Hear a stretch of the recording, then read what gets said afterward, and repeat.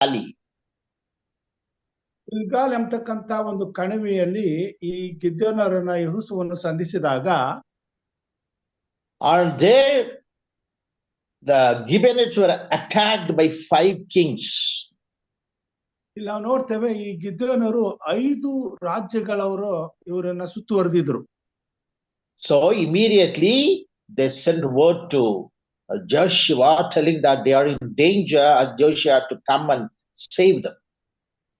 So ಈ ಸಮಯದಲ್ಲಿ ತಕ್ಷಣವೇ ಯೆಹೋಶುವನಿಗೆ ಅವರು ಸಂದೇಶವನ್ನು ಕಳಿಸ್ತಾರೆ, ಈ ರೀತಿಯಾಗಿದೆ, ನೀನು ಬಂದು ನಮ್ಮನ್ನ ಕಾಪಾಡು ಎಂಬುದಾಗಿ. So Joshua took an army and came there. ಯೆಹೋಶುವನು ತನ್ನ ಸೈನ್ಯದೊಡನೆ ಅಲ್ಲಿಗೆ ಬರ್ತಾನೆ. And there the 5 kings, the enemy kings, gathered a lot of warriors and they were about to fight. ಅಲ್ಲಿ ವೈರಿಗಳಾಗಿದ್ದಂತ ರಾಜರುಗಳು ಅವರ ಮೇಲೆ ಯುದ್ಧ ಮಾಡೋದಕ್ಕೆ ಅವರನ್ನ ತುಂಬಾ ಸುತ್ತುವರೆದವರಾಗಿರ್ತಾರೆ. They were gathered at a valley called Ajalon Valley. ಅಜಲೋನ್ ಕಣಿವೆಯಲ್ಲಿ ಅವರು ಕೂಡಿ ಬಂದಿರ್ತಾರೆ. So when Joshua came there with his army, it was already late. ಯೆಹೋಶುವನು ಅಲ್ಲಿಗೆ ಬರೋದರೊಳಗಾಗಿಯೇ ತಡವಾಗಿರ್ತದೆ. But you know, those days there is a war rule. By sunset the war will stop, and again at the sunrise the war will start. ಆ ದಿನಮಾನಗಳಲ್ಲಿ ಯುದ್ಧದ ಒಂದು ನಿಯಮ ಹೊತ್ತು ಮುಳುಗುವುದರೊಳಗಾಗಿ ಮುಗಿಬೇಕು ಮತ್ತು ಹೊತ್ತು ಬೆಳಗಾದ ಮೇಲೆ ಯುದ್ಧವನ್ನ ಪ್ರಾರಂಭ ಮಾಡಬೇಕಾಗಿತ್ತು.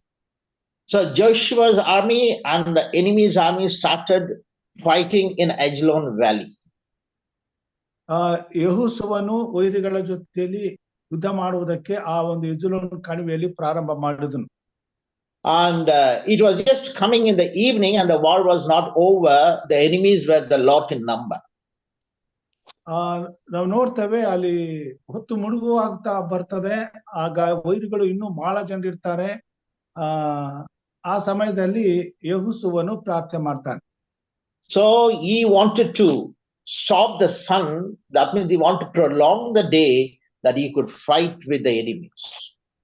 ಆದುದರಿಂದ ಆತನು ಆ ಎನಿಮಿಗಳನ್ನ ಸಂಪೂರ್ಣವಾಗಿ ನಾಶ ಮಾಡುವುದಕ್ಕಾಗಿ ಸಮಯ ಬೇಕಾಗಿರ್ತದೆ. ಅದಕ್ಕಾಗಿ ಆತನು ಸೂರ್ಯನನ್ನ ನಿಲ್ಲಿಸಬೇಕಾಗ್ತದೆ. So in Joshua 10 chapter 12 and 13 you see he asked God to stop the sun still and the moon still. ಇದರಿಂದ ಯೆಹೋಶುವನು ಸೂರ್ಯನನ್ನ ಚಂದ್ರನನ್ನ ನಿಲ್ಲಿಸುವುದಕ್ಕೆ ಈ 10ನೇ ಅಧ್ಯಾಯ 12, 13 ವಚನಗಳಲ್ಲಿ ನಾವು ನೋಡುವಂತರಾಗಿದ್ದೇವೆ. So what we understand is God stopped requesting of Joshua the sun and the moon. ಯೆಹೋಶುವನ ವಿಜ್ಞಾಪನೆಯ ಮೇರೆಗೆ ದೇವರು ಸೂರ್ಯ ಚಂದ್ರರನ್ನ ಚಲಿಸದ ಹಾಗೆ ನಿಲ್ಲಿಸಿಬಿಡ್ತಾರೆ. So Joshua stopped the sun and the moon and continued the war till the enemies were defeated. ಆದುದರಿಂದ ಯೆಹೋಶುವನು ಆ ಸೂರ್ಯ ಚಂದ್ರರು ನಿಂತ ಮೇಲೆ ತನ್ನ ವೈರಿಗಳನ್ನ ಸಂಪೂರ್ಣವಾಗಿ ಮುಗಿಸಿಬಿಡ್ತಾನೆ. And the second person I would like to refer with you is Elijah. ಎರಡನೇ ವ್ಯಕ್ತಿ ಎಲೀಷನು. Now Elijah also was a powerful God person. ಎಲೀಷನು ಕೂಡ ದೇವರ ಭಯಭಕ್ತಿಯುಳ್ಳ ಮನುಷ್ಯನಾಗಿದ್ದನು. And you know the wicked king Ahab, who was ruling Israel in a very bad way. ಅಹಾಬನೆಂಬ ಕೆಟ್ಟ ರಾಜನು ಇಸ್ರೇಲರನ್ನ ಬಹಳ ಕಠಿಣವಾಗಿ ನಡೆಸಿಕೊಳ್ತಿದ್ದನು. His wife Jezebel was very wicked and made the nation to worship the heathen god Baal. ಆತನ ಹೆಂಡತಿಯಾದಂತ ಜೆಜೆಬೆಲಳು Israel ದೇಶದ ಎಲ್ಲಾ ಜನರನ್ನ ಅನ್ಯ ದೇವರುಗಳಿಗೆ ಕೆಟ್ಟ ರೀತಿಯಲ್ಲಿ ಆರಾಧನೆ ಮಾಡಲಿಕ್ಕೆ ಪ್ರೇರಣೆಯಾಗಿದ್ದಳು.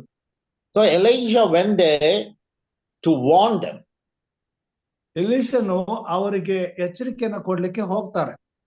They were not listening to him. They continued their wicked way.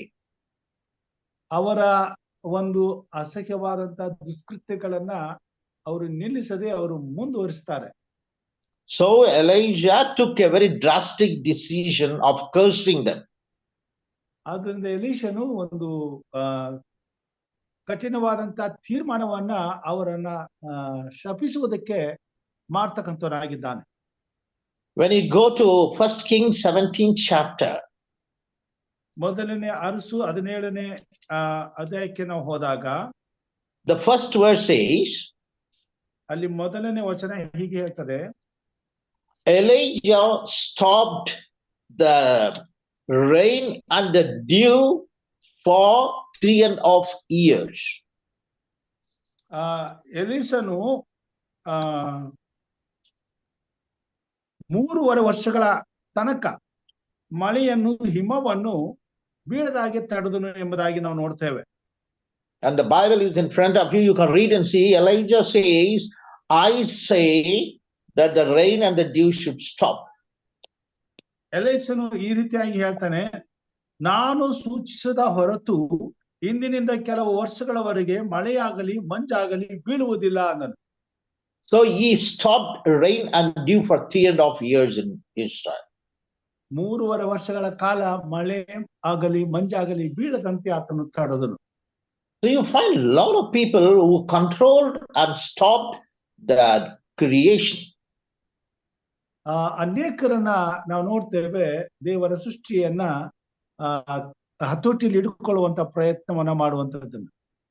Isaiah stopped the movement of sun and made it to move backward. ಯೆಶಾಯನು ಕೂಡ ಸೂರ್ಯನು ಹಿಂದಕ್ಕೆ ಹೋಗುವ ಹಾಗೆ ಮಾಡ್ತಾನೆ. And Moses, with the help of God, divided the sea. ಮೋಶೆ ಕೂಡ ದೇವರ ಸಹಾಯದಿಂದ ಸಮುದ್ರವನ್ನ ಇಬ್ಬಾಗವನ್ನಾಗಿ ಮಾಡ್ತಾನೆ.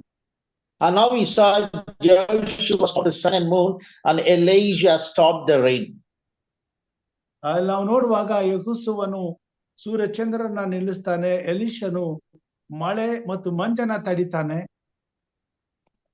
These are very powerful servants of God who had communication with God, and God listened to their request and made the nature to come under them.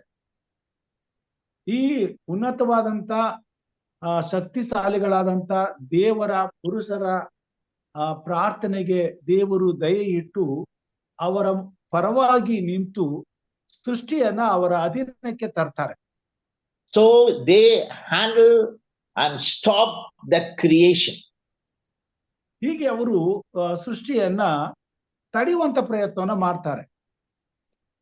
But in the New Testament, you come and watch another important person.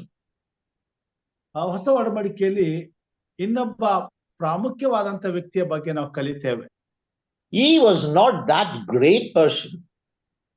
ಆದ್ರೆ ಆತನು ಅಂತ ದೊಡ್ಡ ವ್ಯಕ್ತಿಯೇನಲ್ಲ. He was a simple, wretched, dirty beggar. ಅವನು ಒಬ್ಬ ಅಸಹ್ಯವಾದಂತ ಒಬ್ಬ ಭಿಕ್ಷುಕನಾಗಿದ್ದನು. His name, the Bible introduces as Bartimaeus. ಆತನ ಹೆಸರು ಸತ್ಯವೇದದಲ್ಲಿ ನೋಡ್ತೇವೆ ಬಾರ್ತಮಿಯನು ಎಂಬುದಾಗಿ. And Bartimaeus was the begging on the roads from Jericho to Jerusalem. ಆ ಬಾರ್ತಮಿಯನು ಯೆರಿಕೋದಿಂದ ಯೆರೂಸಲೇಮಿಗೆ ಹೋಗುವಂತ ದಾರಿಯಲ್ಲಿ ಭಿಕ್ಷೆ ಬೇಡುತ್ತಿದ್ದನು. You have this incident in the book of Mark 10th chapter. ಈ ಒಂದು ಘಟನೆಯನ್ನ ನಾವು ಮಾರ್ಕನು ಬರೆದಂತ ಸುವಾರ್ತೆ 10ನೇ ಅಧ್ಯಾಯದಲ್ಲಿ ನಾವು ನೋಡುವಂತರಾಗಿದ್ದೇವೆ. And let's first go to the book of Mark, and we will start from 46th verse. Pastor, will you please read 46? Yes. ಮಾರ್ಕನು ಬರೆದಂತ ಸುವಾರ್ತೆ 10ನೇ ಅಧ್ಯಾಯ 46ನೇ ವಚನದಿಂದ ನಾವು ಓದಿಕೊಳ್ಳೋಣ.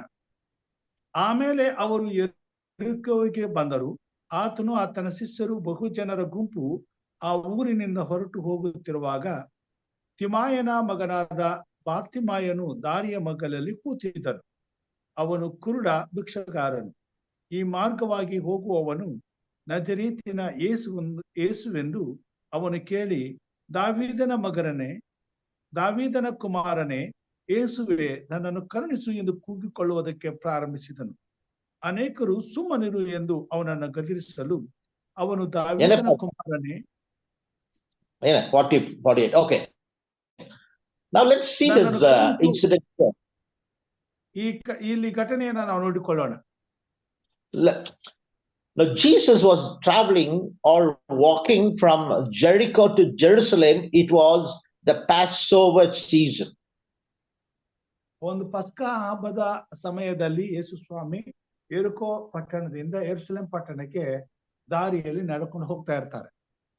No, Jerusalem was half a mile above Jericho. ಈ ಒಂದು ಯೆರಿಕೋ ಪಟ್ಟಣದಿಂದ ಯೆರೂಸಲೇಮಿಗೆ ಸುಮಾರು ಒಂದು ಅರ್ಧ ಕಿಲೋಮೀಟರ್ ದಾರಿ ಇರ್ತದೆ. No, height. ಎತ್ತರದಲ್ಲಿ ಇರ್ತದೆ. And the distance is about 18 miles. ಅಲ್ಲಿಂದ ಅಲ್ಲಿಗೆ ದೂರ 18 ಕಿಲೋಮೀಟರ್ ಇರ್ತದೆ. So they have to climb the hill and go to Jerusalem. So ಅದರಿಂದ ಅವರು ಆ ಎತ್ತರದಲ್ಲಿ ಇರ್ತಕ್ಕಂಥ ಯೆರೂಸಲೇಮ್ ಪಟ್ಟಣಕ್ಕೆ ಅವರು ಹತ್ತಿ ಸಾಗಬೇಕಾಗ್ತದೆ. And Jesus Christ did miracles in Jericho a day before. ಯೇಸು ಸ್ವಾಮಿ ಇದರ ಹಿಂದೆ ಒಂದು ಅದ್ಭುತವನ್ನ ಯೆರಿಕೋ ಪಟ್ಟಣದಲ್ಲಿ ಮಾಡಿದವರಾಗಿದ್ದಾರೆ. And people were astonished and they were following Jesus Christ. ಇದರ ನಿಮಿತ್ತ ಅಲ್ಲಿದ್ದಂತ ಜನರು ಆಶ್ಚರ್ಯಕರವಾಗಿ ಯೇಸು ಕ್ರಿಸ್ತನನ್ನ ಹಿಂಬಾಲಿಸಿರ್ತಾರೆ. So when Jesus left Jericho in the highway, started walking to Jerusalem, there were a lot of people walking along with him. ಆ ಒಂದು ಯೆರೂಸಲೇಮ್ ಪಟ್ಟಣಕ್ಕೆ ಹೋಗುವ ಹೆದ್ದಾರಿಯಲ್ಲಿ ಯೇಸು ಕ್ರಿಸ್ತನನ್ನ ಬಹಳಷ್ಟು ಜನರು ಹಿಂಬಾಲಿಸತಕ್ಕಂತರಾಗಿದ್ದಾರೆ.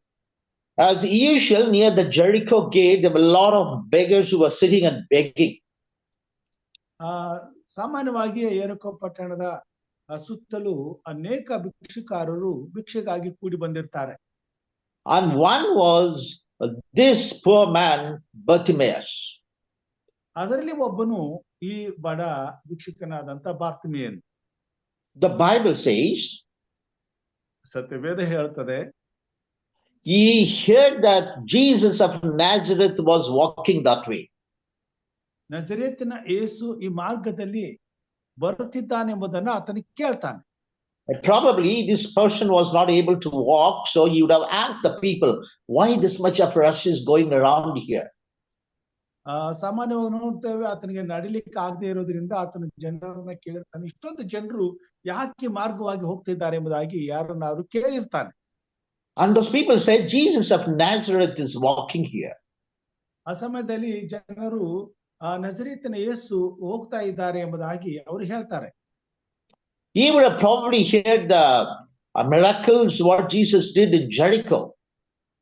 ಯೆರಿಕೋ ಪಟ್ಟಣದಲ್ಲಿ ಯೇಸು ಸ್ವಾಮಿ ಮಾಡಿದಂತ ಅದ್ಭುತದ ಬಗ್ಗೆ ಆತನಿಗೆ ಕೇಳಿರ್ತಾನೆ. And so he began to call Jesus.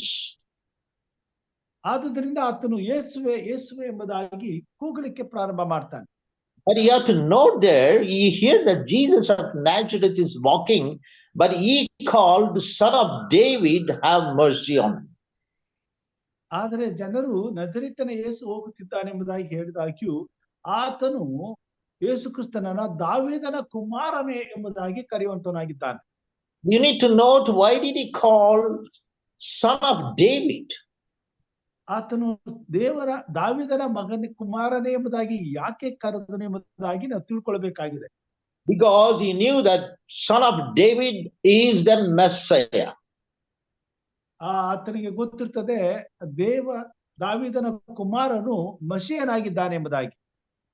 So he called Son of David. ಅದಕ್ಕೋಸ್ಕರ ಆತನು ದಾವೀದನ ಕುಮಾರನೇ ಎಂಬುದಾಗಿ ಕರೀತಾನೆ. But the people around him, they said, don't shout, and so they stopped him. ಆತನ ಜೊತೆಲಿ ಇದ್ದವರು ಆತನಿಗೆ ನೀನು ಕೂಗ್ಬೇಡ ಅಂತ ಹೇಳಿ ಆತನನ್ನ ನಿಲ್ಸೋ ಪ್ರಯತ್ನ ಮಾಡ್ತಾರೆ. But he didn't stop there. ಆದ್ರೆ ಆತನು ನಿಲ್ಸೋದಿಲ್ಲ. He again began to shout louder. ಆತನು ಜೋರಾಗಿ ಕೂಗ್ಕೊಳ್ಳಿಕ್ಕೆ ಪ್ರಾರಂಭ ಮಾಡ್ತಾನೆ. And a very important, the climate verse is 10th chapter 49th verse. Pastor, will you please read 10:49? 10ನೇ ಅಧ್ಯಾಯ 49ನೇ ವಚನದಲ್ಲಿ ನಾವು ನೋಡುವಾಗ, ಆಗ ಯೇಸು ನಿಂತು ಅವನನ್ನು ಕರೆಯಿರಿ ಅನ್ನಲು ಅವರು ಆ ಕುರುಡನನ್ನು ಕರೆದು ಧೈರ್ಯವಿರಲಿ, ಏಳು ನಿನ್ನನ್ನು ಕರೆಯುತ್ತಾನೆ ಅಂದರು. Okay. Here you find the key word, Jesus stood. Yesu ನಿಂತು. ಆ ಈ ಒಂದು ಆ ಸ- ಈ ಒಂದು ಸಂದೇಶದಲ್ಲಿ ಪ್ರಾಮುಖ್ಯವಾದಂತ ಅಂಶ ಯೇಸು ನಿಂತನು ಎಂಬುದಾಗಿ. Yes. This poor beggar called Jesus and Jesus stood. ಈ ಬಡ ಭಿಕ್ಷುಕಾರನು ಕ್ರಿಸ್ತನನ್ನ ಯೇಸುವನ್ನ ಕರೆದಾಗ ಯೇಸು ಸ್ವಾಮಿ ನಿಲ್ಲುತ್ತಾನೆ. Jesus is the creator of the universe. ಯೇಸು ಕ್ರಿಸ್ತನು ಲೋಕದ ಸೃಷ್ಟಿಕರ್ತನಾಗಿದ್ದಾನೆ. And whatever Jesus created, people like Joshua, Isaiah, Moses, they stopped that creation. ದೇವರು ಸೃಷ್ಟಿ ಮಾಡಿದ್ದಂತ ಎಲ್ಲವನ್ನ ಯೆಹೋಶುವನು, ಮೋಸೆಯು, ಎಲೀಷನು ನಿಲ್ಲಿಸುವಂತ ಪ್ರಯತ್ನವನ್ನ ಮಾಡಿದ್ರು. But whereas here, Bartimaeus, a beggar, stopped the creator himself. ಇಲ್ಲಿ ನಾವು ನೋಡ್ತೇವೆ, ಈ ಭಿಕ್ಷುಕರಾದಂತ ಬಾರ್ತಿಮೇಯನು ಸೃಷ್ಟಿಕರ್ತನನ್ನೇ ನಿಲ್ಲಿಸುವಂತದ್ದನ್ನ ನಾವು ನೋಡುವಂತರಾಗಿದ್ದೇವೆ. And the Bible says Jesus stood. ಇಲ್ಲಿ ನಾವು ನೋಡ್ತೇವೆ ಸತ್ಯವೇದದಲ್ಲಿ ಯೇಸು ಕ್ರಿಸ್ತನು ನಿಂತುಕೊಂಡನು ಎಂಬುದಾಗಿ. It is not sun stood and moon stood. It is the creator Jesus stood at the call of this beggar. ಸೂರ್ಯ ಚಂದ್ರರಷ್ಟೇ ಅಲ್ಲ, ಈ ಬಾರ್ತಿಮೇಯನು ಭಿಕ್ಷುಕನು ಸೃಷ್ಟಿಕರ್ತನಾದಂತ ಯೇಸು ಕ್ರಿಸ್ತನನ್ನೇ ಮುಂದೆ ಹೋಗುವುದನ್ನ ತಡೆದು ನಿಲ್ಲುವ ಹಾಗೆ ಮಾಡ್ತಾನೆ. And Jesus was so kind enough, he stood there. ಯೇಸು ಸ್ವಾಮಿ ಕರುಣೆಯುಳ್ಳವನಾಗಿ ಅಲ್ಲಿ ನಿಲ್ತಾರೆ. He listened to poor Bartimaeus. ಆ ಬಡ ಬಾರ್ತಿಮೇಯನನ್ನ ಲಾಲಿಸ್ತಾರೆ. All my dear listeners, whatever condition we are in, we no need to be very big like Joshua and Isaiah and Moses. We can be like poor man Bartimaeus, still called Jesus. ಪ್ರಿಯ ವೀಕ್ಷಕರೇ, ನಾವು ಎಂತಹ ಪರಿಸ್ಥಿತಿಯಲ್ಲಿ ಎಂಥವರಾಗಿದ್ರು ಕೂಡ ನಾವು ಬಾರ್ತಿಮೇಯನ ಹಾಗೆ ನಾವು ಕೂಡ ಯೇಸು ಕ್ರಿಸ್ತನನ್ನ ಕರೆಯಬಹುದಾಗಿದೆ. Whatever wretched condition, difficult conditions that we are in, Jesus would listen to our voice when we call. ನಮ್ಮ ಎಂತ ಕಷ್ಟ, ಸಂಕಟ, ನೋವು, ಸಮಸ್ಯೆಗಳಿದ್ರು ಕೂಡ ಯೇಸು ಕ್ರಿಸ್ತನು ನಮ್ಮ ಕೂಗಿಗೆ, ನಮ್ಮ ಮೊರೆಗೆ ಕಿವಿ ಕೊಡುವಂತನಾಗಿದ್ದಾನೆ. So these people allowed Bartimaeus to go there to Jesus, and Jesus asked, "What shall I do for you?" ಜನರು ಯೇಸು ಕ್ರಿಸ್ತನ ಬಳಿಗೆ ಈ ಬಾರ್ತಿಮೇಯನನ್ನ ಕರ್ಕೊಂಡು ಬಂದಾಗ ಯೇಸು ಸ್ವಾಮಿ ನೀನು ಏನಾಗಬೇಕು ಎಂಬುದಾಗಿ ಕೇಳ್ತಾರೆ. Then he only says, "Have mercy on me and make me to see." ಆತನ ಹೇಳ್ತಾನೆ, ನನ್ನ ಮೇಲೆ ದಯವಿಡು, ನನಗೆ ಕಣ್ಣು ಬರುವ ಹಾಗೆ ಮಾಡು ಎಂಬುದಾಗಿ. And Jesus blessed him. ಯೇಸು ಸ್ವಾಮಿ ಆತನನ್ನು ಆಶೀರ್ವದಿಸ್ತಾರೆ. And he could see. ಆತನು ನೋಡ್ತಾನೆ, ಕಾಣುವಾಗ ಆತನಿಗೆ ಕಣ್ಣು ಕಾಣ್ತವೆ. He saw everything. ಆತನು ಎಲ್ಲವನ್ನ ಕಾಣುವಂತನಾಗಿದ್ದಾನೆ. And the Bible verse is very clear. ಸತ್ಯವೇದ ಪರಿಷ್ಕಾರವಾಗಿ ತಿಳಿಸ್ತದೆ. Pastor, please continue to read 50 and 51. ಆತನು ತನ್ನ ಹೊದಿಕೆಯನ್ನು ತೆಗೆದು ಹಾಕಿ ತಟ್ಟನೆ ಎದ್ದು ಯೇಸುವಿನ ಬಳಿಗೆ ಬಂದನು. ಯೇಸು ಅವನನ್ನು, ನಾನು ನಿನಗೆ ಏನು ಮಾಡಬೇಕೆಂದು ಕೋರುತ್ತಿ ಎಂದು ಕೇಳಲು, ಆ ಕುರುಡನು, ನನಗೆ ಕಣ್ಣು ಬರುವಂತೆ ಮಾಡಬೇಕು ಗುರುವೇ ಅಂದನು. ಯೇಸು ಅವನಿಗೆ, ಹೋಗು, ನಿನ್ನ ನಂಬಿಕೆಯೇ ನಿನ್ನನ್ನು ಸ್ವಸ್ಥ ಮಾಡಿದೆ ಎಂದು ಹೇಳಿದನು. ಕೂಡಲೇ ಅವನಿಗೆ ಕಣ್ಣು ಬಂದವು. ಅವನು ಆ ದಾರಿಯಲ್ಲಿ ಆತನ ಹಿಂದೆ ಹೋದನು. And here you find Jesus gave him the sight and said, "You go your way, you are received your blessing." ನೀನು ಎದ್ದು ಹೋಗು, ನೀನು ದೇವರ ಆಶೀರ್ವಾದವನ್ನು ಕಂಡುಕೊಳ್ತಿ ಎಂಬುದಾಗಿ ಯೇಸು ಸ್ವಾಮಿ ಹೇಳ್ತಾರೆ. But what we find is the man did not go. The Bible says he followed Jesus Christ. ಇಲ್ಲಿ ನಾವು ನೋಡ್ತೇವೆ, ಆತನು ಸ್ವಸ್ಥ ಹೊಂದಿದ ಮೇಲೆ ತಾನು ಎಲ್ಲೂ ಹೋಗದೆ ಯೇಸು ಕ್ರಿಸ್ತನನ್ನ ಹಿಂಬಾಲಿಸಿದನು ಎಂಬುದಾಗಿ. Not only he followed Jesus, but he praised and happily walked, glorifying the name of God. ಆತನು ಯೇಸು ಕ್ರಿಸ್ತನನ್ನ ಹಿಂಬಾಲಿಸುವಾಗ ದೇವರನ್ನ ಸ್ತುತಿಸುತ್ತಾ ಕೊಂಡಾಡುತ್ತಾ ಯೇಸು ಕ್ರಿಸ್ತನ ಜೊತೆಯಲ್ಲಿ ಹೋದನು ಎಂಬುದಾಗಿ ನಾವು ನೋಡ್ತೇವೆ. Let us read Luke 18:43 once again. ಲೂಕನು ಬರೆದಂತ 18ನೇ ಅಧ್ಯಾಯದಲ್ಲಿ 43ನೇ ವಚನದಲ್ಲಿ ಮತ್ತೊಮ್ಮೆ ನಾವು ಓದೋಣ. ತಕ್ಷಣವೇ ಅವನಿಗೆ ಕಣ್ಣು ಬಂದವು, ಅವನು ದೇವರನ್ನು ಕೊಂಡಾಡುತ್ತಾ ಆತನ ಹಿಂದೆ ಹೋದನು. ಜನರೆಲ್ಲರೂ ನಡೆದ ಸಂಗತಿಯನ್ನು ನೋಡಿ ದೇವರನ್ನು ಸ್ತುತಿಸಿದರು. So he glorified the name of God and followed Jesus Christ to Jerusalem, and probably he participated in the Passover. ನಾವು ನೋಡ್ತೇವೆ ಆತನು ದೇವರನ್ನ ಸ್ತುತಿಸುತ್ತಾ ಕೊಂಡಾಡುತ್ತಾ ಕ್ರಿಸ್ತನ ಜೊತೆಯಲ್ಲಿ ಹೋಗಿ ಆ ಒಂದು ಪಸ್ಕ ಹಬ್ಬದಲ್ಲಿ ಭಾಗಿಯಾದನು ಎಂಬುದಾಗಿ ನಾವು ನೋಡ್ತೇವೆ.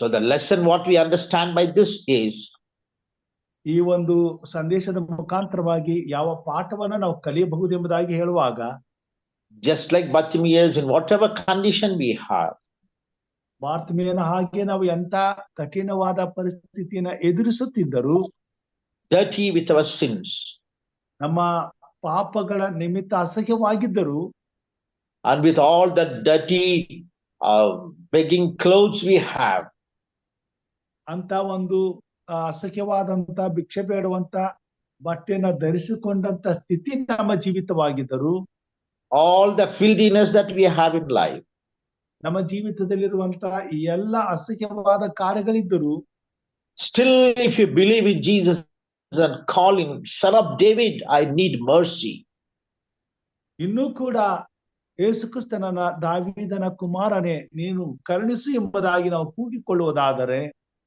and Jesus is willing to stop and listen to our calling. ನಮ್ಮ ಯೇಸು ಕ್ರಿಸ್ತನು ನಿಂತು ನಮ್ಮ ಕರೆಯುವಿಕೆಯನ್ನ ಕೇಳುವಂತವರಾಗಿರ್ತಾರೆ. Our loving Lord who could listen to Bartimaeus and bless him, he is willing to bless you and me today. ನಮ್ಮ ಪ್ರೀತಿಯ ರಕ್ಷಕನು ಬಾರ್ತಿಮೇಯನನ್ನ ನಿಂತು ಆತನ ಕೂಗನ್ನ ಲಾಲಿಸಿದ ಹಾಗೆಯೇ ನನ್ನ ಮತ್ತು ನಿಮ್ಮೆಲ್ಲರ ಕೂಗನು ಸಹ ಇಂದು ಕೇಳುವಂತವನಾಗಿದ್ದಾನೆ. Let us submit ourselves in the hands of God. ನಾವೆಲ್ಲರೂ ನಮ್ಮನ್ನ ನಮ್ಮ ದೇವರ ಹಸ್ತಕ್ಕೆ ಒಪ್ಪಿಸಿಕೊಡೋಣ. Jesus returning second coming is very near. ಆತನ ಯೇಸು ಕ್ರಿಸ್ತನ ಎರಡನೇ ಬರಣವು ಬಹಳ ಹತ್ತಿರವಾಗಿದೆ. Let us accept Jesus and follow him like the Bartimaeus. ಬಾರ್ತಿಮೇಯನ ಹಾಗೆ ಯೇಸು ಕ್ರಿಸ್ತನನ್ನ ಅಂಗೀಕರಿಸಿಕೊಂಡು ಆತನನ್ನ ನಾವು ಹಿಂಬಾಲಿಸೋಣ. May God bless all of us. ದೇವರು ನಮ್ಮೆಲ್ಲರನ್ನ ಆಶೀರ್ವಾದ ಮಾಡಲಿ. Amen. Amen amen.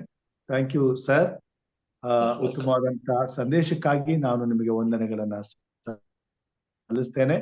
ದೇವರು ನಿಮ್ಮನ್ನ ಇನ್ನು ಹೆಚ್ಚಿನ ರೀತಿಯಲ್ಲಿ ಆಶೀರ್ವದಿಸಿ ಆರೋಗ್ಯ ಆಯುಷ್ಯನ್ನ ಕೊಟ್ಟು ಇನ್ನು ಹೆಚ್ಚಿನ ಸೇವೆಯ ಜೀವಿತವನ್ನ ದಯಪಾಲಿಸಿ ತನ್ನ ಮಹಿಮೆಗಾಗಿ ತಮ್ಮನ್ನ ತಮ್ಮ ಕುಟುಂಬ ಮಕ್ಕಳನ್ನ ಉಪಯೋಗಿಸಲಿ ಎಂಬುದಾಗಿ ಈ ಮುಖಾಂತರವಾಗಿ ನಾವೆಲ್ಲರೂ ಹಾರೈಸ್ತೇವೆ, ಪ್ರಾರ್ಥಿಸ್ತೇವೆ. ಕರ್ತನು ನಿಮ್ಮನ್ನ ಆಶೀರ್ವದಿಸಿ ಮುನ್ನಡೆಸಲಿ. Thank you. ಈಗ ನಾವು ಮುಂದಿನ ಪ್ರಾರ್ಥನಾ ಸಮಯಕ್ಕೆ ಹೋಗೋಣ. ಈ ಸಮಯದಲ್ಲಿ ಪ್ರಾರ್ಥನೆ ವಿಜ್ಞಾಪನೆಗಳಿದ್ದರೆ ನಾವು ಮುಂದೆ ತರಬೇಕೆಂಬುದಾಗಿ ಕೇಳ್ಕೊಳ್ತೇನೆ.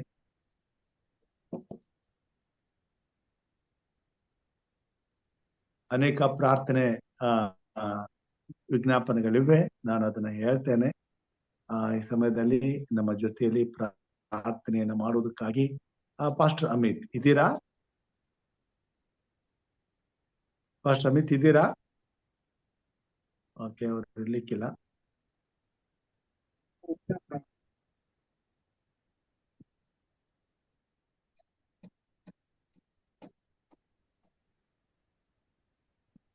ಓಕೆ, ಹಿರಿಯರಾದಂತ ಯಶವಂತ್ ಸರ್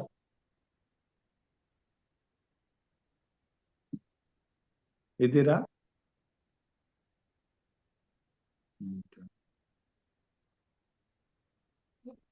ಸಹೋದರಿ ರಾಜೇಶ್ವರಿ ಅವರು?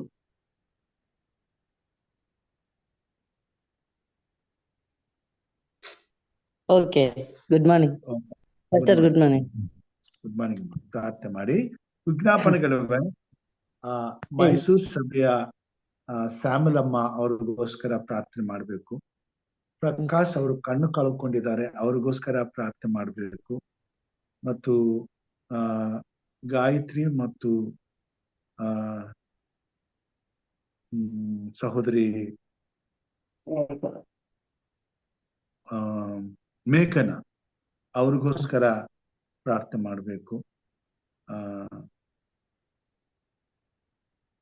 ಮತ್ತು ಸರ್ದಾರ್ ಎಂಬುದಾಗಿ ಲೋಕೇಶ್ ಅಂಕಲ್ ಅವರು ವಿಜ್ಞಾಪಿಸಿಕೊಂಡಿದ್ದಾರೆ. ಅವರ ಕಾಲು ಕಟ್ಟಾಗಿದೆ, ಆಕ್ಸಿಡೆಂಟ್ ಆಗಿ ಮರ ಅವ್ರನ್ನ ಕಾಲ ಮೇಲೆ ಬಿದ್ದು, ಅವ್ರಿಗೋಸ್ಕರ ಪ್ರಾರ್ಥನೆ ಮಾಡ್ಬೇಕೆಂಬುದಾಗಿ ಕೇಳ್ಕೊಂಡಿದ್ದಾರೆ. ಸೊ ಈ ವಿಜ್ಞಾಪನೆಗಳಿಗೋಸ್ಕರ ಪ್ರಾರ್ಥನೆ ಮಾಡಿ, ಮತ್ತೆ ಕೂಟಗಳಿಗೋಸ್ಕರ ಪ್ರಾರ್ಥನೆ ಮಾಡ್ಬೇಕೆಂಬುದಾಗಿ ಕೇಳ್ಕೊಳ್ತೇನೆ. ಪ್ರೀತಿಯಲ್ಲಿ ಐಶ್ವರ್ಯವಂತನಾದ ನಮ್ಮ ಸ್ವರ್ಗೀಯ ತಂದೆ, ನಿನ್ನ ಅಪಾರವಾದ ಕೃಪೆ ಪ್ರೀತಿಗಾಗಿ ಸ್ತೋತ್ರ ಸ್ವಾಮಿ.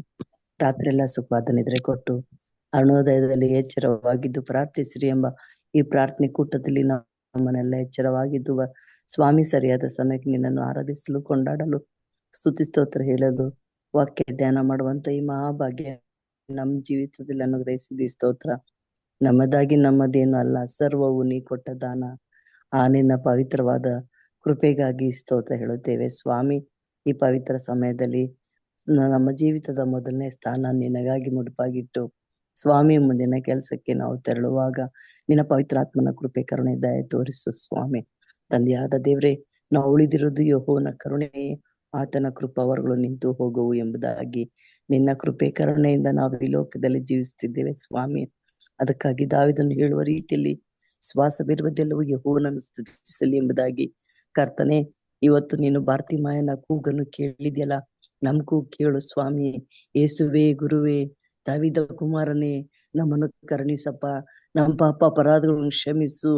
ಬರ್ಲಿಕ್ಕಿರುವ ವಿಕೋಪದಿಂದ, ಒಂದು ಕೋಪ ರೌದ್ರದಿಂದ ತಪ್ಪಿಸಿ ನಿನ್ನ ಮಕ್ಕಳಾಗಿ ನಮ್ಮ ಸ್ವೀಕಾರ ಮಾಡು ಕರ್ತನೆ.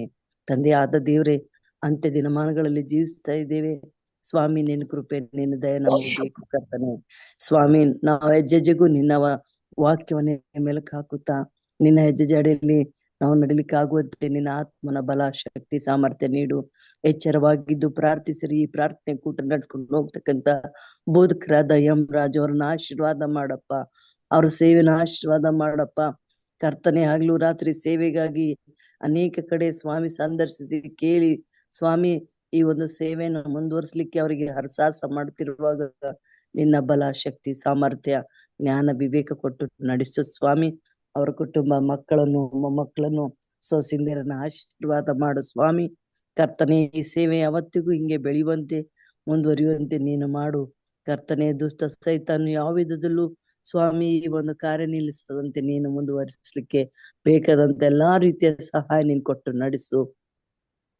ಇದಕ್ಕೆ ಪ್ರೋತ್ಸಾಹಿತಕ್ಕಂತ ಎಲ್ಲಾ ಬೋಧಕರನ್ನು, ಸಹೋದರ ಸಹೋದರಿಯರನ್ನು, ಅವರವರ ಕುಟುಂಬಗಳನ್ನು ಸ್ವಾಮಿ, ನಾಯಕರುಗಳನ್ನು ಸ್ವಾಮಿ, ಅಧಿಕಾರಿಗಳನ್ನು ನಿನ್ನ ಆಶೀರ್ವಾದ ಮಾಡಪ್ಪ ಕರ್ತನಾದ ದೇವರೇ. ಯಾವ ವಿಧದಲ್ಲೂ ಕೊರತೆ ಬೀಳದಂತೆ ನೀನು ನಡೆಸಿಕೊಡು ಕರ್ತನೆ. ಮತ್ತು ವಿಶೇಷವಾಗಿ ಸ್ವಾಮಿ, ಇಲ್ಲಿ ಸೇರಿ ಬಂದಿರತಕ್ಕಂತ ನಿನ್ನ ಮಕ್ಕಳನ್ನ ಆಶೀರ್ವದಿಸು. ಸಂದೇಶ ತಂದಂತ ನಿಮ್ಮ ಹಿರಿಯ ಸೇವಕರನ್ನು ಏಬಲ್ ಪ್ರಕಾಶ್ ಸರ್ನ ಆಶೀರ್ವಾದ ಮಾಡು ಸ್ವಾಮಿ. ಅವ್ರಿಗಿನ್ನು ಬಲ ಕೊಡು, ಶಕ್ತಿ ಕೊಡು, ಸಾಮರ್ಥ್ಯ ಕೊಡು ಸ್ವಾಮಿ.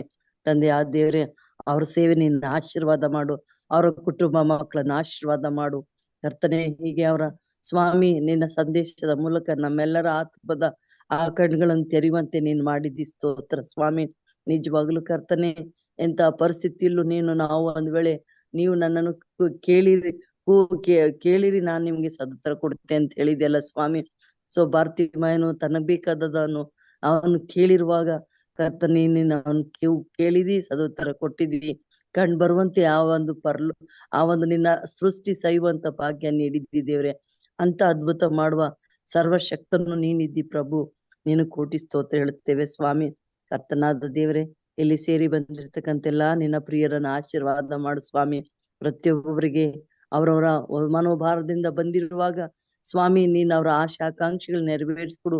ಆರೋಗ್ಯ ಭಾಗ್ಯದಿಂದ ಕಾಪಾಡು ಸ್ವಾಮಿ. ಅನೇಕ ಮನವಿಯನ್ನು ಕೊಟ್ಟಿರುವಾಗ ಆ ಮನವಿಗಳಿಗಾಗಿ ನಿನ್ನ ಮುಂದೆ ಬರ್ತೇನೆ ಸ್ವಾಮಿ. ಆ ಮನವಿ ನಿನ್ನ ಮುಂದೆ ತರೋದ್ಕಿಂತ ಮೊದಲು ನನ್ನ ಪಾಪರು ಕ್ಷಮಿಸು ಸ್ವಾಮಿ. ಒಂದ್ ವೇಳೆ ನಾನು ಮಾಡುವ ಪ್ರಾರ್ಥನೆಗೆ ಆ ಒಂದು ನನ್ನ ಪಾಪವು ಅಡ್ಡಿಯಾಗಿದ್ರೆ ಪ್ರಭು ಕ್ಷಮಿಸಿ. ಈ ಮಕ್ಕಳ ವಿಜ್ಞಾಪನೆಗಳನ್ನು ಸ್ವೀಕಾರ ಮಾಡು, ಸದುತ್ತರ ಕೊಡು ಸ್ವಾಮಿ. ಧೂಪಾರತಿಯಂತೆ ನಿನ್ ಪರಲೋಕ ರಾಜ್ಯಕ್ಕೆ ತಲುಪಲಿ ಸ್ವಾಮಿ. ವಿಶೇಷವಾಗಿ ಸ್ವಾಮಿ ಮೈಸೂರಲ್ಲಿರ್ತಕ್ಕಂಥ ಶ್ಯಾಮ್ಲಾ ಸಿಸ್ಟರ್ಗಾಗಿ ಪ್ರಾರ್ಥಿಸ್ತೇನೆ. ಆ ಮಗಳು ಅನುಭವಿಸ್ತಿರುವ ಕಷ್ಟ ನೀನು ಬಲ್ಲಿ ದೇವ್ರೆ. ಬರ್ತಿಮ ರೀತಿಯಲ್ಲಿ ನಾವು ನೀನು ಕೂಗ್ತೇವೆ ಕರ್ತನೆ. ಏನು ಬೇಕು, ಏನು ಅವಶ್ಯಕತೆ ಇದೆ ಎಂಬುದನ್ನು ನೀನು ಬಲ್ಲಂತ ದೇವರಾಗಿದ್ದಿ. ವೈದ್ಯರ್ಗಿಂತ ಘನ ವೈದ್ಯ ನೀನಿದ್ದಿ. ನಿನಗೆ ಅಸಾಧ್ಯವಾದದ್ದು ಒಂದಿಲ್ಲಪ್ಪ.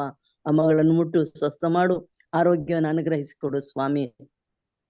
ತಂದೆ ಆದ ದೇವರೇ, ವಿಶೇಷವಾಗಿ ಸ್ವಾಮಿ ಈ ಒಂದು ಬೆಳಗಿನಲ್ಲಿ ಕರ್ತನೆ ಆ ಮಗಳ ಕೂಗನ್ನು ಕೇಳು. ನಿನ್ನ ಕರುಣೆಯಿಂದ ನಿನ್ನ ಕೃಪೆಯಿಂದ ಕಾಪಾಡು ಸ್ವಾಮಿ. ಅದೇ ರೀತಿ ರಕ್ಷಕನೇ ಸ್ವಾಮಿ, ಲೋಕೇಶ್ ಅಂಕಲ್ ಅವರು ಕೇಳಿರುವ ಆ ಒಂದು ಮನವಿಗಾಗಿ ನಿನ್ನಲ್ಲಿ ಬಿಡ್ತೇನೆ ಸ್ವಾಮಿ. ಆ ಮಗನು ಕಾಲು ನೋವಿನಿಂದ ಬಳಲುತ್ತಿರುವಾಗ, ಆ ಆಕ್ಸಿಡೆಂಟ್ ಆಗಿ ಸ್ವಾಮಿ ಎದ್ದೇಳಕ್ಕಾಗ ರೀತಿಯಲ್ಲಿರುವಾಗ ದೇವ್ರೇ ನೀನು ಎದ್ದೇಳಿಸು ಸ್ವಾಮಿ. ಕುಂಟನನ್ನು ನೀನು ಸ್ವಾಮಿ ಸ್ವಸ್ಥಪಡಿಸಿದೆಲ್ಲ ರಕ್ಷಕನೇ. ತಂದೆಯಾದ ದೇವರೇ ಆದ ಆ ಒಂದು ದೇವಾಲಯ ದ್ವಾರದ ಮುಂದೆ ಕೇಳುವಾಗ ಕರ್ತನೆ ನನ್ನಿಂದ ಏನಾಗ್ಬೇಕು ಎಂಬುದಾಗಿ ಸ್ವಾಮಿ ಅವನು ಕುಂಟನಾಗಿರುವುದರಿಂದ ನೀನು ಅವನಿಗೆ ಕಾಲು ಕೊಟ್ಟಿದಿ. ಅದೇ ಅದ್ಭುತ ಕಾರ್ಯ ನಿನ್ನ ಮಗನ ಜೀವಿತದಲ್ಲಿ ನೀನು ಮಾಡು, ಬಲಪಡಿಸು, ಆಶೀರ್ವಾದ ಮಾಡು ಸ್ವಾಮಿ. ತಂದೆಯಾದ ದೇವರೇ, ಜಾನ್ ಬ್ರದರ್ ದೇವ್ರು ಕೇಳ್ಕೊಂಡಿರ್ತಕ್ಕಂಥ ವ್ಯಕ್ತಿ ಕಣ್ಣು ಕಳೆದು ಹೋಗಿದೆ, ಅವರಿಗೆ ಕಣ್ಣು ಬರುವಂತೆ ಮಾಡು ಎಂಬುದಾಗಿ ನಾವು ನಿನ್ನಲ್ಲಿ ಬಿಡ್ತೇವೆ ಸ್ವಾಮಿ. ಪ್ರಭು ರಕ್ಷಕ, ನೀನು ಒಬ್ರಿಗೋಸ್ಕರ ಒಬ್ರು ಮನೋಭಾರದಿಂದ ಪ್ರಾರ್ಥಿಸುದಾದ್ರೆ ಆ ಪ್ರಾರ್ಥನೆ ಸದುತ್ತರ ಕೊಡುವ ದೇವರಾಗಿದ್ದಿ ಕರ್ತನೆ ಸ್ವಾಮಿ.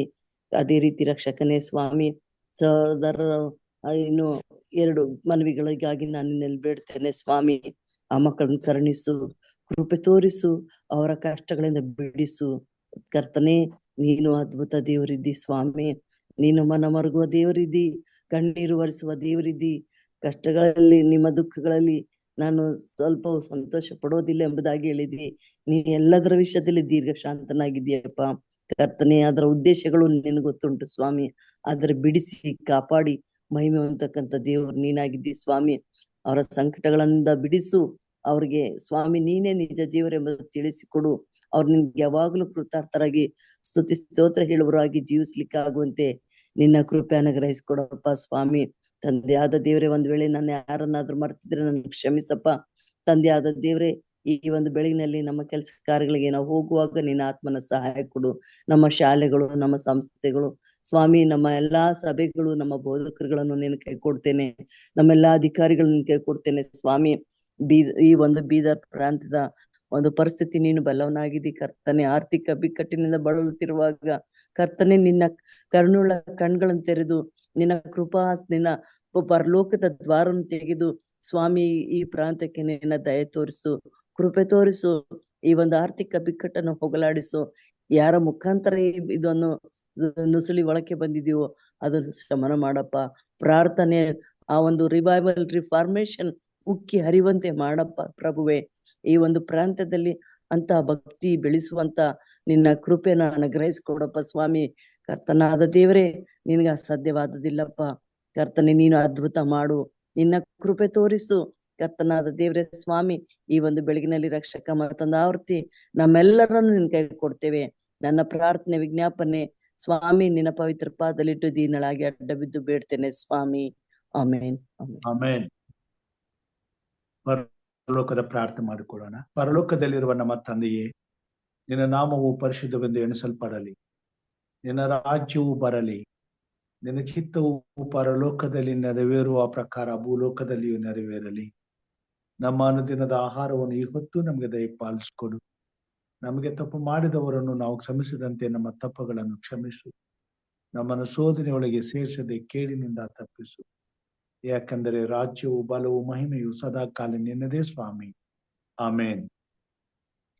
ನಮ್ಮ ತಂದೆಯಾದ ದೇವರ ಪ್ರೀತಿಯು, ನಮ್ಮ ರಕ್ಷಕನಾದಂತ ಯೇಸು ಕ್ರಿಸ್ತನ ಕೃಪೆಯು, ಪರಿಶುದ್ಧಾತ್ಮ ದೇವರ ಅನುನ್ನತಿಯು, ಐಕ್ಯತೆಯು, ಸಹವಾಸವು ಇಂದು ಎಂದು ಸದಾ ಕಾಲವು ಈ ಕೂಟದಲ್ಲಿ ಭಾಗವಹಿಸಿದಂತ ಎಲ್ಲಾ ನಿನ್ನ ಭಕ್ತರ ಸಂಗಡ, ಅವರ ಕುಟುಂಬ, ಮಕ್ಕಳು, ಬಂಧು ಬಳಗದವರ ಸಂಗಡ ಹಾಗೂ ಸ್ವಾಮಿ ಈ ದಿನದ ಸಂದೇಶವನ್ನು ತಂದಂತ ಹಿರಿಯ ಬೋಧಕರ ಸಂಗಡ ಹಾಗೂ ಸ್ವಾಮಿ ಕರ್ತನೆ ಪ್ರಾರ್ಥನೆ ಮನವಿಗಳನ್ನ ಮಾಡಿರುವಂತ ನಿನ್ನ ಭಕ್ತರ ಸಂಗಡ, ಈ ಕಾರ್ಯಕ್ರಮದ ಮುಖಾಂತರವಾಗಿ ನಿನ್ನ ಸಂದೇಶವನ್ನ ಕೇಳುವಂತ ಪ್ರತಿಯೊಬ್ಬ ದೇವರ ಮಕ್ಕಳ ಸಂಗಡ ಸದಾ ಕಾಲ ನೆಲೆಯಾಗಿರಲಿ ಸ್ವಾಮಿ. ಆಮೇನ್. Praise the Lord. ದೇವರ ನಾಮಕ್ಕೆ ಸ್ತೋತ್ರವನ್ನ ಸಲ್ಲಿಸುತ್ತಾ ಈ ಕಾರ್ಯಕ್ರಮದಲ್ಲಿ ಕೂಡಿ ಬಂದು ದೇವರ ಮಹಿಮೆಗಾಗಿ ದೇವರ ಸೇವೆಯಲ್ಲಿ ಪಾಲು ಹೊಂದಿ ದೇವರನ್ನ ಘನಪಡಿಸುತ್ತಿರುವಂತ ಎಲ್ಲಾ ದೇವರ ಮಂದಿಗೆ ಹಾಗೂ ಈ ದಿನದಲ್ಲಿ ಆರಂಭದ ಪ್ರಾರ್ಥನೆಯನ್ನು ಮಾಡಿದಂತ ಸಹೋದರ ಜಾನ್ ಡೇವಿಡ್ ಅವರಿಗೆ, ಮುಕ್ತಾಯದಂತ ಪ್ರಾರ್ಥನೆಯನ್ನು ಮಾಡಿದಂತ ಸಹೋದರಿ ರಾಜೇಶ್ವರಿ ಅವರಿಗೆ ಹಾಗೂ ಉತ್ತಮವಾದಂತಹ ಸಂದೇಶವನ್ನ ನೀಡಿದಂತ ಹಿರಿಯರಾದಂತ ಏಬಲ್ ಪ್ರಕಾಶ್ ಅವರಿಗೆ ನಾನು ತುಂಬಾ ಧನ್ಯವಾದಗಳನ್ನ ಸಲ್ಲಿಸ್ತೇನೆ. ಕರ್ತನು ಹೀಗೆ ನಮ್ಮನ್ನು ಅತ್ಯಧಿಕವಾಗಿ ಆಶೀರ್ವದಿಸಿ ಆತನ ಸೇವೆಯಲ್ಲಿ ನಮ್ಮೆಲ್ಲರನ್ನು ಉಪಯೋಗಿಸಿಕೊಂಡು ಪ್ರತಿ ಬೆಳಗು ದೇವರ ವಾಕ್ಯವನ್ನ ಲೋಕವು ಕೇಳುವಂತೆ ಈ ಕಾರ್ಯಕ್ರಮವನ್ನು ಆಶೀರ್ವದಿಸಿ ಮುನ್ನಡೆಸಲಿ ಎಂಬುದಾಗಿ ಬೇಡುತ್ತಾ ಈ ಬೆಳಗಿನ ಜಾವದಲ್ಲಿ ಎಲ್ಲರಿಗೂ ಶುಭಾಶಯಗಳನ್ನು ಕೋರ್ತೇನೆ. ಎಲ್ಲರಿಗೂ ವಂದನೆಗಳು. Happy morning. ದೇವರು ನಮ್ಮೆಲ್ಲರನ್ನ ಆಶೀರ್ವಾದ ಮಾಡಲಿ. Thank you pastor. Thank you Abel sir, ಬಹಳ ವಂದನೆಗಳು. ದೇವರು ನಿಮ್ಮನ್ನು ಆಶೀರ್ವಾದ ಮಾಡಲಿ. ಹೀಗೆ ನಮ್ಮ ಕಾರ್ಯಕ್ರಮದಲ್ಲಿ ಭಾಗವಹಿಸಿ ಸಂದೇಶಗಳನ್ನ ನೀಡಿ ದೇವರ ಸೇವೆಯನ್ನ ನೀವು ನಮ್ಮ ಜೊತೆಯಲ್ಲಿ ಹಂಚಿಕೊಳ್ಳಬೇಕೆಂಬುದಾಗಿ ಕೇಳ್ಕೊಳ್ತೇನೆ. ಸದಾ ನಿಮ್ಮ ಒಂದು ಪ್ರಸನ್ನತೆ ಇರಲಿ ಎಂಬುದಾಗಿ ಆಶಿಸ್ತಾ ವಂದನೆಗಳನ್ನ ಸಲ್ಲಿಸ್ತೇನೆ. Thank you, sir. Good message. New message for us. That's nice. ಧನ್ಯವಾದ ಬೋಧಕರ. ಧನ್ಯವಾದ. ಎಲ್ಲರಿಗೂ ಧನ್ಯವಾದ ಮತ್ತು ಶುಭೋದಯ. Praise God.